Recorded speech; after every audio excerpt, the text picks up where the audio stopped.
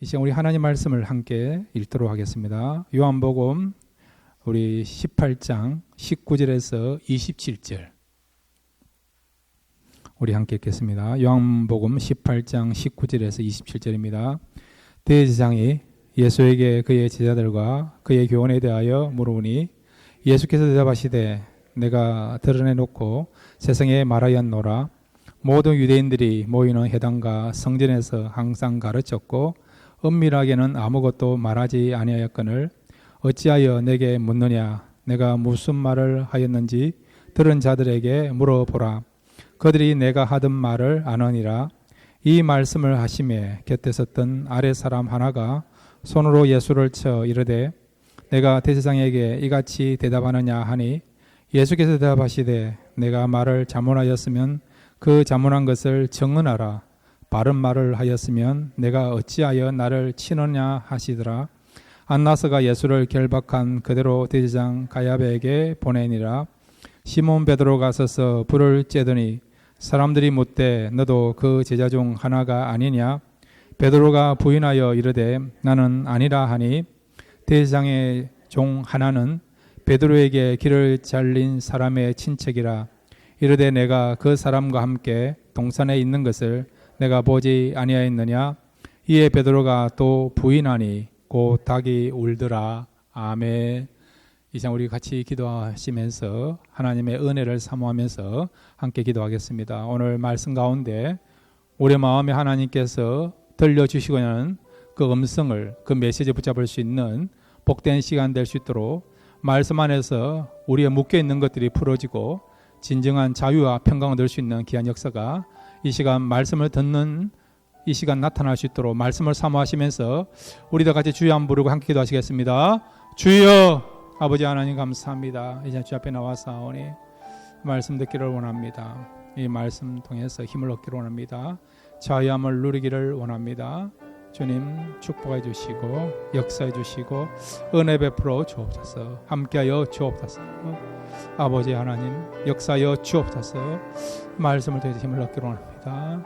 말씀 안에 자유하기를 원합니다. 말씀 안에서 기뻐하며 감사하며 주님을 높여드리며 주님을 찬양하며 경배하며 주께로 나가기를 원하오니 주님 함께해 주시고 역사해 주시고 은혜 베풀어 주옵소서. 주님 은혜 베풀어 주시고 새롭게 해주시고 새 힘을 얻게 해주시고 주만 바라오며 주님만을 예배하며 주님께 경배하며 주님께 나갈 수 있는 귀한 시간 될 수 있도록 이 시간을 축복해 주시고 은혜 베풀어 주시고 함께하여 주옵소서. 끝이 있는 은혜 베풀어 믿습니다. 이 시간 3시간 모든 은혜 받고 샘을 얻고 주께 나갈 수 있는 귀한 자들의 물상 이 시간을 축복하시고 역사하시고 은혜 베풀어 주시고 함께하옵소서. 모든 주께 맡깁니다. 주님 바라고 기도합니다. 아멘.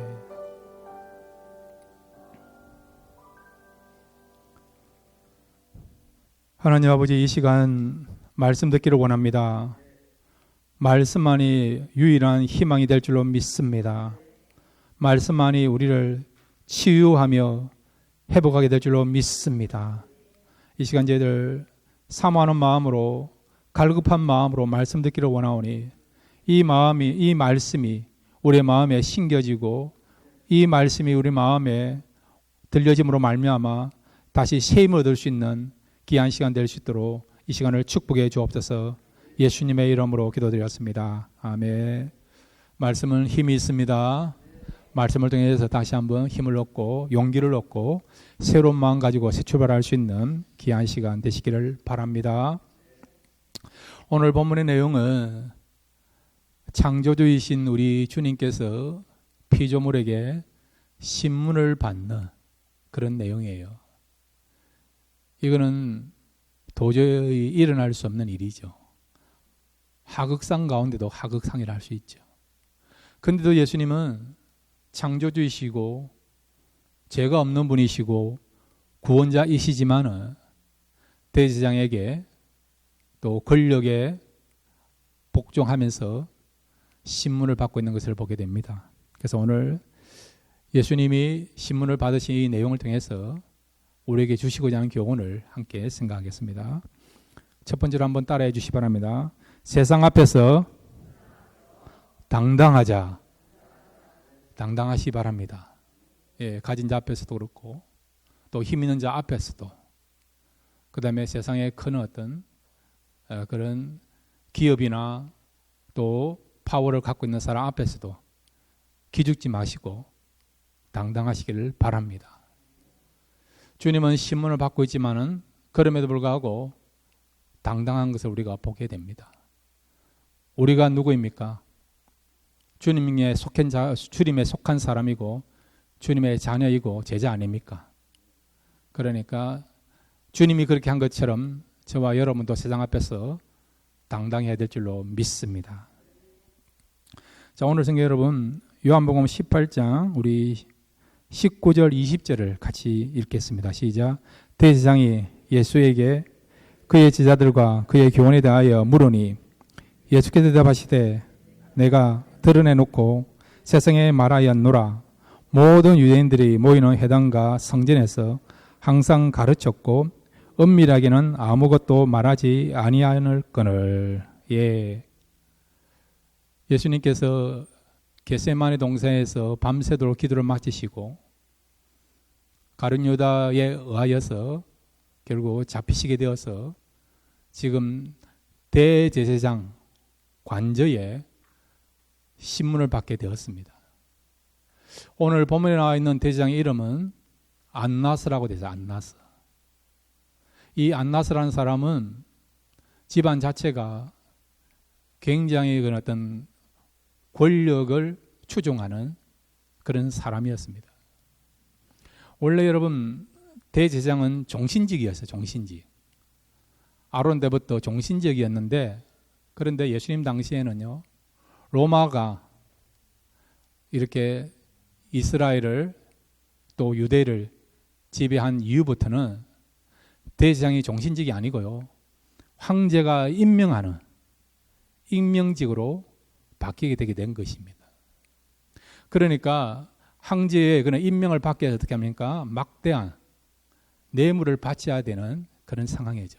그러니까 뇌물을 통해서 이 안나스의 집안이 대제사장 그런 직을 이어지게 되는 또 얻게 되는 것을 보게 됩니다. 그래서 이 안나스의 아들도 나중에 대제사장이 되고 또 안나스의 사위 가야바도 대제사장이 되게 되는 것입니다. 자, 그런데 여러분 지금 우리 예수님이 이 안나스에 의해서 지금 신문을 받고 있습니다. 그런데 안나스가 지금 예수님에게 두 가지의 그런 어떤 내용을 가지고 질문을 하면서 신문합니다. 첫 번째는 제자들에 관한 거예요. 제자들에 대해서 묻습니다. 제자들에서 묻는 것은 뭐냐? 바로 이런 내용이에요.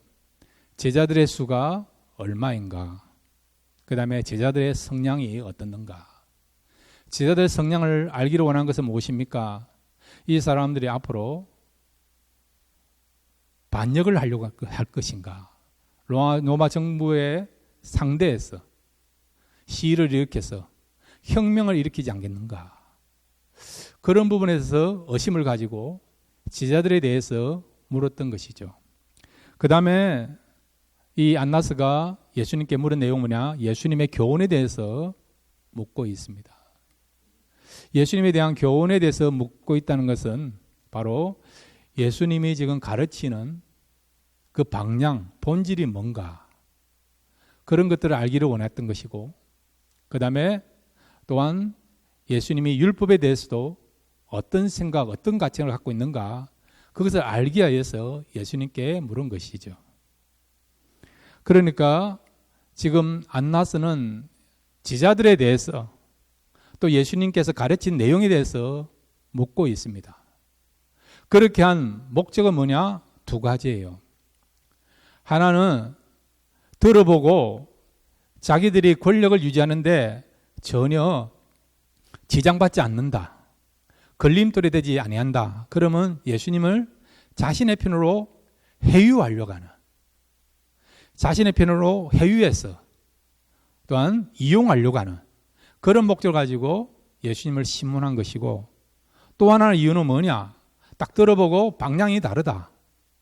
예수님의 그런 어떤 삶이나 중심이 또 가르침이 결국 자기들하고 달라서 걸림돌이 될 거다. 그럼 어찌 합니까? 예수님을 제거하기야. 그런 목적을 가지고 제자들에 대해서 또 예수님의 그런 교훈에 대해서 물었던 것이죠. 자, 그런데 예수님은 이런 안나스의 질문에 대해서 묵비권을 형성하는 것을 보게 됩니다. 제자들에 대해서도 말씀하지 않고요. 그 다음에 예수님이 지금까지 3년 반 사역하시면서 무슨 내용을 가지고 가르쳤나 그 부분에 대해서도 이 자리에서는 말씀하지 않았습니다. 예수님은 지금 안나스에게 이미 내가 공개적으로 다 말을 했으니까 나의 말을 들은 사람들에게 물어보라고 그렇게 이렇게 묵비권을 형성하는 것을 보게 되죠, 여러분. 왜 그렇게 했을까요, 여러분?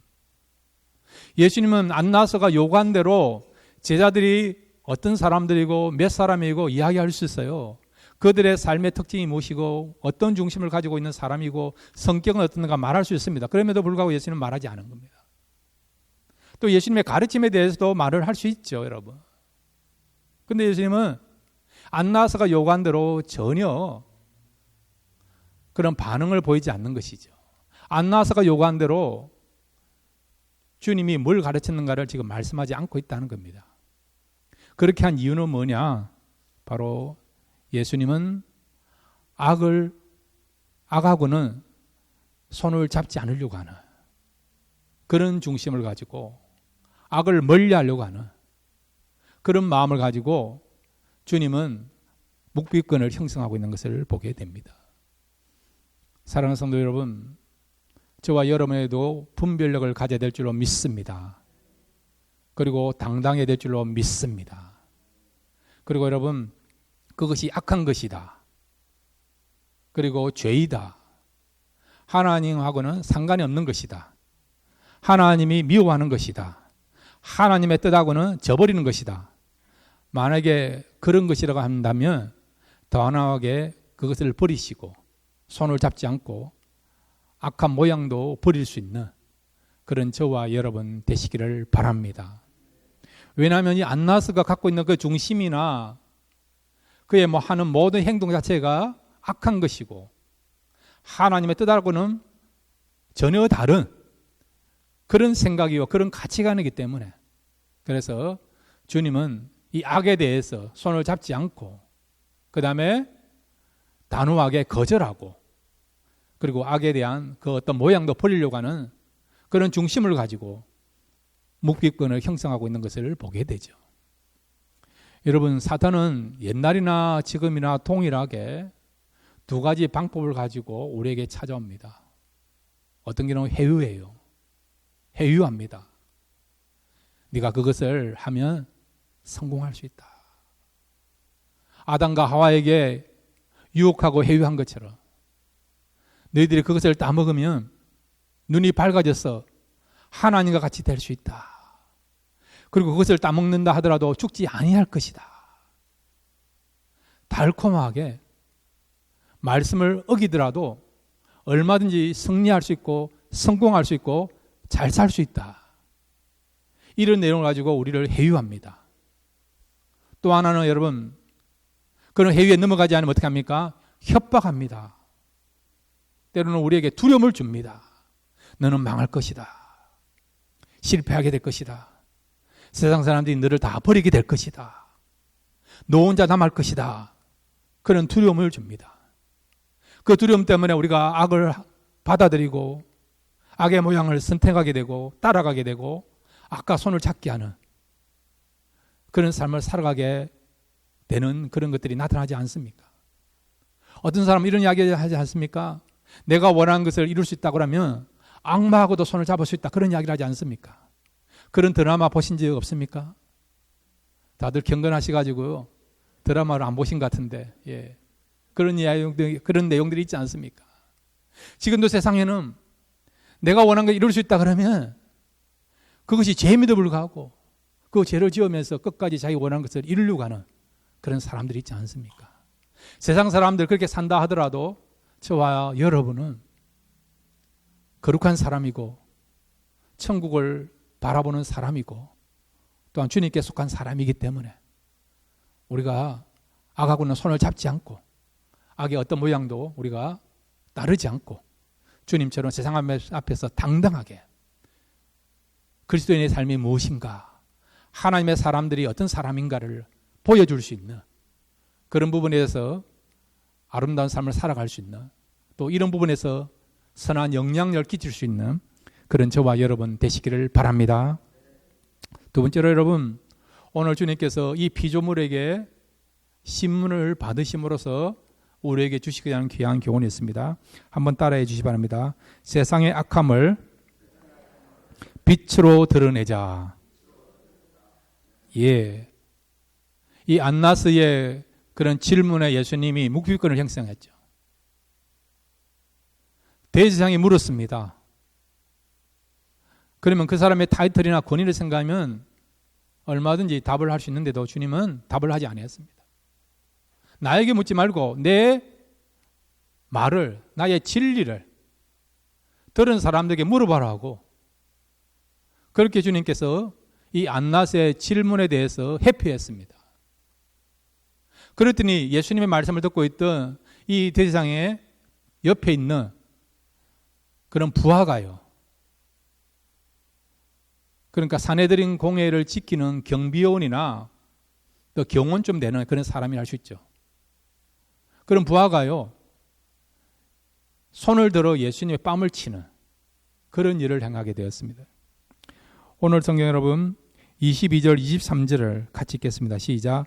이 말씀을 하시매 곁에 섰던 아랫사람 하나가 손으로 예수를 쳐 이르되 내가 대제사장에게 이같이 대답하느냐 하니 예수께서 대답하시되 내가 말을 잘못하였으면 그 잘못한 것을 정언하라. 바른 말을 하였으면 내가 어찌하여 나를 치느냐 하시더라. 아멘. 예. 대제사장 밑에 있는 아랫사람이 예수님께서 하시는 말씀을 듣고 어떻게 해요? 무엄하다. 그런 마음을 가지고 예수님의 뺨을 때린 겁니다. 손을 들었다는 말은 뺨을 때렸다는 거죠. 그랬더니 예수님이 맞고 가만히 계셨습니까? 아니죠. 항변한 겁니다. 항변해요. 왜 항변했을까요? 왜냐하면 그들이 지금 하는 일이 잘못되었기 때문에 그렇다는 것입니다. 지금 안나스가 무엇을 잘못했습니까? 몇 가지를 잘못한지 아십니까? 크게 4가지를 잘못했어요. 첫째는 신문이나 재판할 때 유대법에 의하면 날이 밝을 때에 피고인을 데려가지고 신문하거나 재판을 합니다. 그런데 지금 새벽 미명에 해가 뜨지 않은 가운데서 지금 신문하는 거예요. 첫 번째 법을 어긴 거예요. 두 번째는 지금 안나스가요, 얼마 전까지 대제사장직을 감당했지만은, 그 직에 있었지만은 로마 황제에 의해서 대제사장직을 박탈당한 것입니다. 그의 사이 가야바가 실제직인 지금 대제사장입니다. 그러니까 안나스는 솔직히 말씀드리면 지금 상황에서, 지금 시점에서 신문할 수 있는 권한이 없습니다. 그럼에도 불구하고 막강한 권력을 누렸고 그 권력을 이용해서 지금 예수님을 신문하고 있는 거죠. 이것도 불법이에요. 이것도 불법이에요. 그 다음에 여러분 또 어떤 죄를 지었습니까? 형이 판결되고 난 뒤에 신문을 심하게 하거나 때리거나 체벌을 할 수 있습니다. 그런데 예수님에 대해서 분명하게 잘못되었다는 혐의를 발견치 못한 거예요, 여러분. 정확하게 예수님께서 지금 잘못되었다, 죄를 지었다라고 판결된 상황이 아닙니다.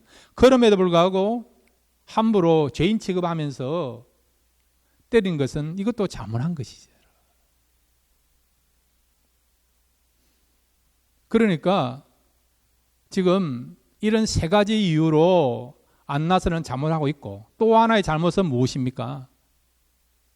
지금 안나스는 제자들이 어떤 사람인지, 예수님이 어떤 교훈을 가르치는지 마치 몰라서 그것을 알기 위해서 예수님을 신문 같지만은 안나스가 모를까요? 알까요? 알고 있습니다. 이미 우리가 요한복음을 공부하는 가운데 주일날 말씀을 살펴보는 가운데 여러 번 이 대제사장이 예수님을 잡아들이기 위해서 사람들을 보내어서 예수님을 조사하고 예수님의 그런 어떤 약점을 알고 그것을 가지고 예수님을 잡아들이게 하기 위해서 이미 선발대를 또한 조사하는 사람들을 보내어서 모든 정보를 갖고 있다는 것을 알고 있습니다. 그럼에도 불구하고 안나스는 마치 모른 듯이 예수님을 지금 신문하려고 하고 있는 것을 보게 되죠. 왜 그렇게 했을까요? 지금까지 조사해봤고 사람들의 이야기를 들어봤지만은 그런 내용 가지고는 예수님을 잡아들일 수 있는 근거가 없다는 거죠. 예수님에게 죄가 없다는 것을 알고 있다는 것이죠. 그럼에도 불구하고 끝까지 자기들이 원하는 목적을 이루기 위해서 지금 예수님을 불러서 이런 질문을 함으로써 예수님 만약에 질문을 잘못할 경우에 그것을 비밀로 삼아서 예수님을 잡아들이기 위한 그런 어떤 증거를 삼기 위해서 질문을 하고 있는 것이죠.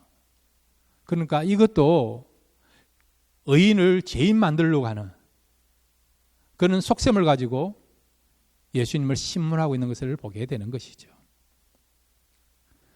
이렇게 안나스는 이런 내용을 가지고 예수님께 질문하고 있고 예수님을 신문하고 있는 것입니다.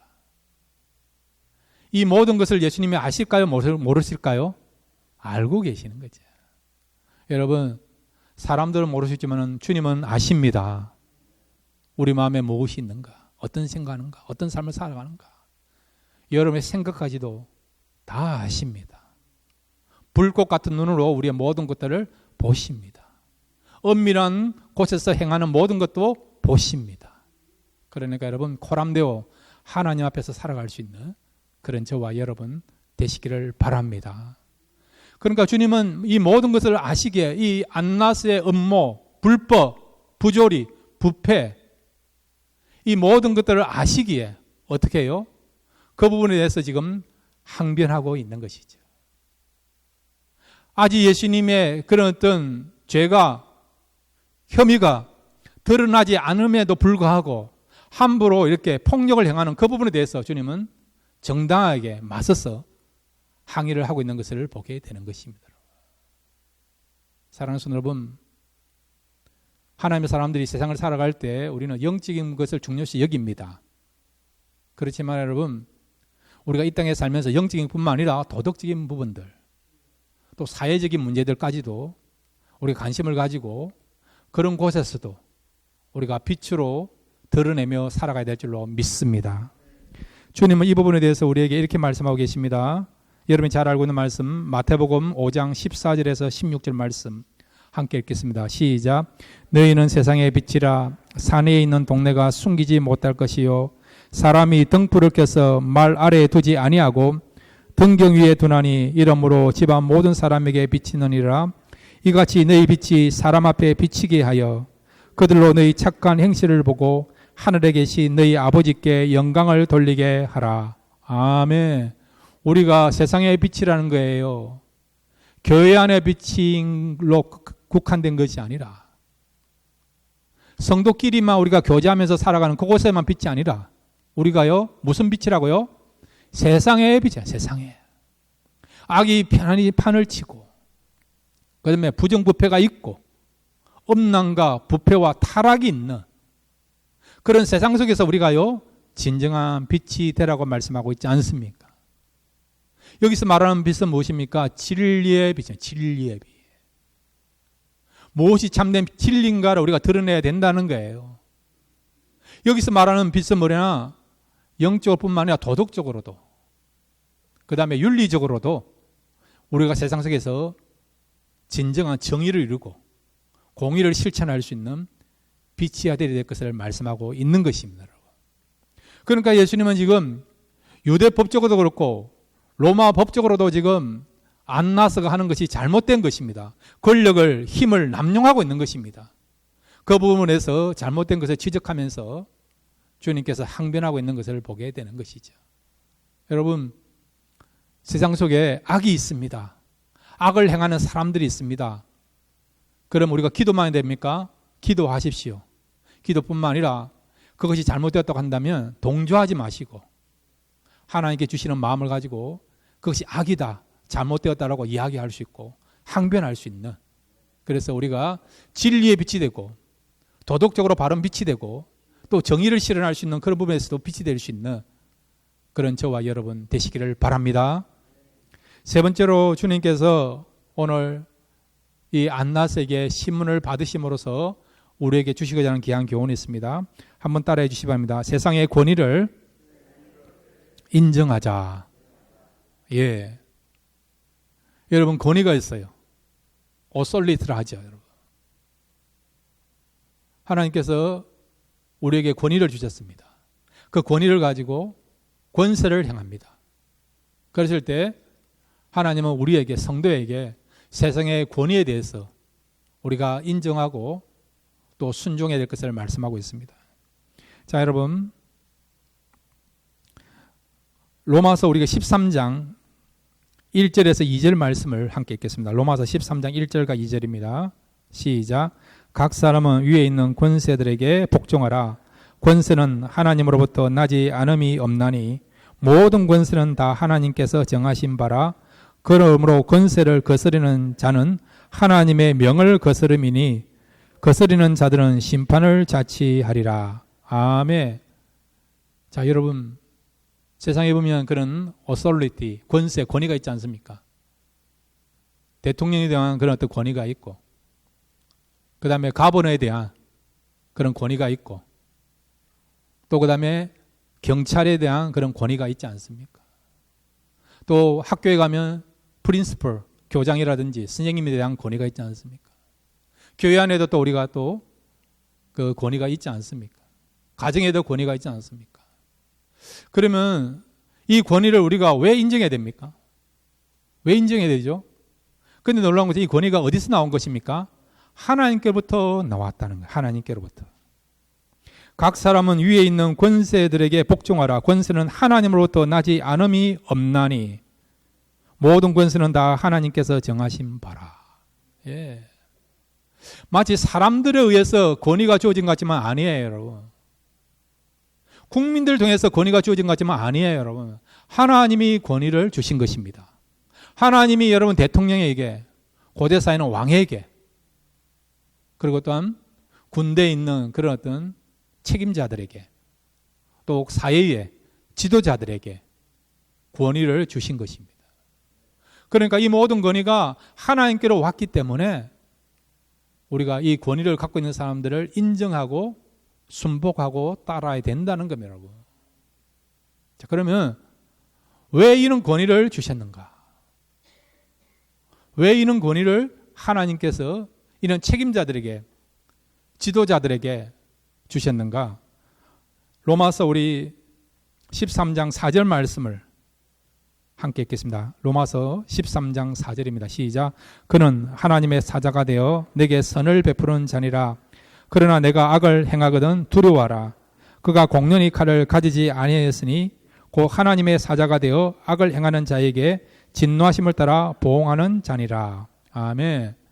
이게 보면 하나님께서 이렇게 책임자들에게, 지도자들에게 권위를 주셨는데 그 이유를 말하고 있어요. 그것은 선한 삶을 사는 사람들에게는 상을 주기 위해서, 상을 주기 위해서 이 권위를 사용하라고 말씀하고 있죠. 그런 목적을 가지고 권위를 주셨다는 것이죠. 어려운 자에게, 그렇게 바르게 살아가는 자에게, 정직한 자에게, 법을 잘 지키는 자에게는 그에 해당되는 그런 칭찬을 주고 상을 주고 대가를 주라는 것이죠. 그런 질서를 유지하도록 권위를 주셨다는 것이죠.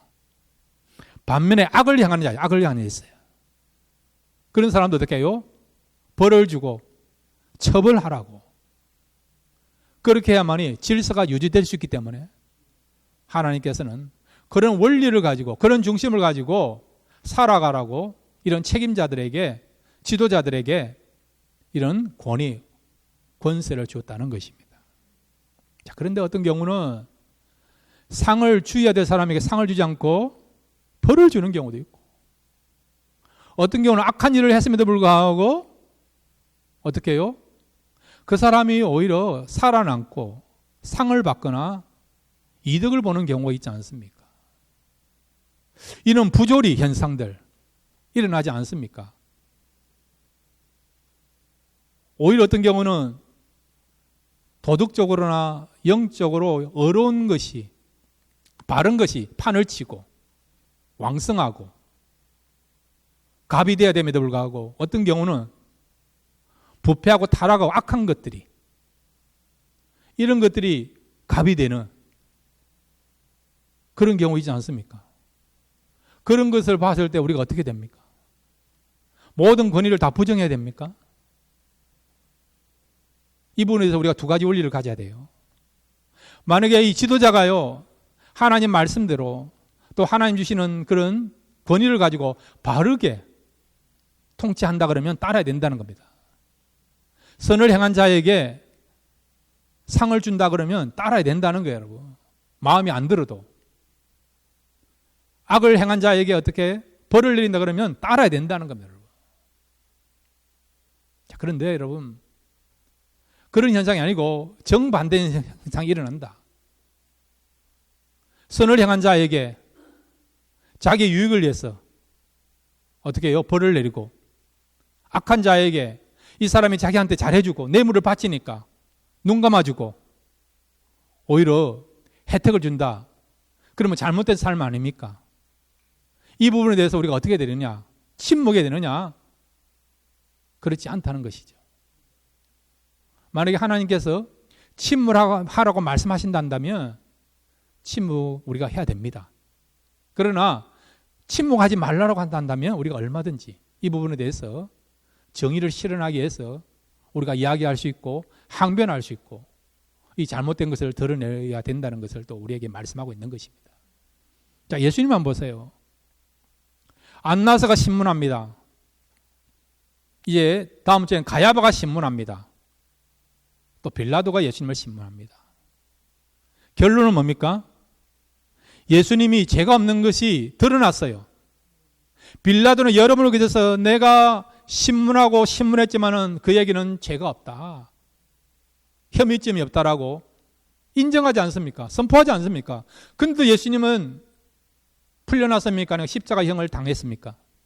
십자가형을 당했죠. 안나서도 지금 자문한 거예요. 죄인을 잡아다가 죄인을 예수님이 죄인이 아님에도 불구하고 죄인으로 만들려고 하지 않습니까? 가야바도 마찬가지고 빌라도도 예수님을 통해서 신문을 해봤지만은 예수님에게 죄가 없는 것을 알고 있지 않습니까? 그럼에도 불구하고 풀어지지 않고 결국 민중들이 원하니까, 백성들이 원하니까, 그런 백성들이 들고 일어나서 시위를 일으킬 것 같으니까 두려워서 자기 자리를 보존하기 위해서 결국 백성들이 원하는 대로 십자가에 못 박으라고 명하지 않습니까? 그러면서 손을 씻으면서 나는 이 일과는 상관이 없다고 이야기하지 않습니까? 그렇게 말했지만 우리가 오늘도 사도신경 할 때 본디오 빌라도에게 고난을 받으사, 본인은 원하지 않지만 우리는 매주마다 빌라도의 이름을 덧먹이지 않습니까? 빌라도도 잘못했고 가야바도 잘못했고 안나스도 잘못했죠. 근데 예수님은 그런 잘못된 것을 보고도 왜 침묵하지 않고 그런 재판들을 뒤집지 않고 순종하시고 복종하시느냐? 그것은 뭐냐? 하나님의 의를 이루기 위해서 그렇다는 것이죠. 그러니까 그것이 비록 세상 사람들은 자기의 유익을 위해서 불법을 저지르고 그 다음에 재판을 잠문하고 그런 부조리가 있고 부패가 있지만은 그럼에도 불구하고 그것을 통해서 하나님의 의가 나타날 수 있기 때문에 모든 인류가 구원받을 수 있는, 예수를 믿는 사람들이 구원받을 수 있는 그런 길이 열려지기 때문에 주님은 이런 잘못된 가운데서도, 잘못된 재판임에도 불구하고 그 권위를 받아들이고 순종하신 것을 보게 되는 것입니다. 그러면 우리가 어떤 메시지를 붙잡아야 됩니까?